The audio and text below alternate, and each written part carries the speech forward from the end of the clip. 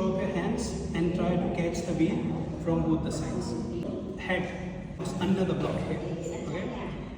One leg up and then try to jump with another leg up. So first you have to try to maintain the balance here. Very good. Bend your knees. Okay, bend, bend, bend.